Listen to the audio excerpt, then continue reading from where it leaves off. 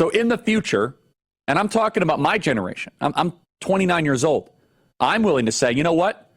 I'm willing to strike a deal so that people in their 20s are going to get next to nothing for future Social Security if it means we can balance the budget. What's up, everybody? Major Retired Richard Ojeda here, and I'm not a fan of retirement. I don't think that it's biblical. Charlie Kirk is the founder of Turning Point USA, an organization with the mission of grooming America's youth. Now, I will say that for future retirees, people under the age of 45, we should absolutely raise the retirement age. I'm going to say something very provocative.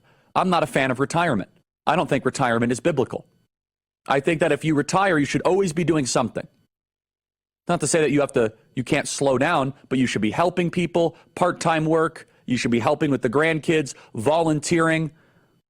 I do not like the overemphasis on a retirement-based society. I don't. 29-year-old millionaire presented his case for ending Social Security. Kirk said that he was willing to strike a deal to end Social Security for people in their 20s if it meant balancing the budget. His argument is ludicrous because when has any Republican wanted to balance the budget? When has the Republican Party done anything other than try to eliminate the program? I talk to senior citizens. They say, Charlie, after I officially retired, I went back and I was a part-time substitute teacher, counselor at the local church.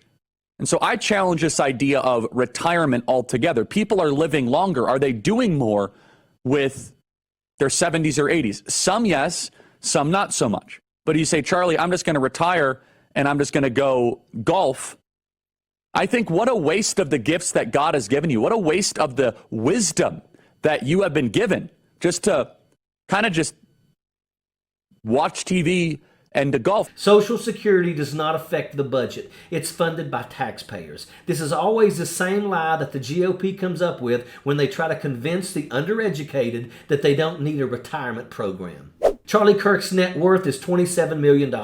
His daddy was the architect manager for Trump Tower. He has never had to struggle a day in his life. Charlie Kirk is an entitled, snot-nosed little brat. It is absolutely ridiculous to have this rich, entitled clown advocating to end programs that are a lifeline for America's seniors and disabled. Kirk actually exposed his weak-minded sales technique in one of his statements. Kirk said that if he were to go after folks in their 50s, there would be hell to pay, and he's right. So instead, he switched out that 50s demographic with folks in their 20s. Don't let this Jacqueline fool you. It's the same damn thing. Stopping Social Security for any group is ending Social Security. Those folks who are in their 20s that Kirk is using for bait will be in their 60s and 70s one day. And then what, Charlie? Not everyone has a rich daddy like you do. Charlie Kirk has never had to worry about food insecurity. He's never had to rely on the food bank at the end of the month because his EBT card ran out and won't be renewed until after the first of the month. Charlie Kirk has never had to work overtime to try and make ends meet. He's never had to wear the same shoes for an entire school year or go to school to eat breakfast or lunch because his family struggles. Yet he wants everyone to believe that privilege like his doesn't exist. Charlie Kirk is a despicable human being. He is a rich little carnival barker that has his big misshapen head up Donald Trump's backside. Charlie Kirk wouldn't last a day in a household that struggles. He's a spineless coward that would cry like a baby the moment his stomach started growling, and that is an absolute fact. Sappers clear the way, airborne all the way.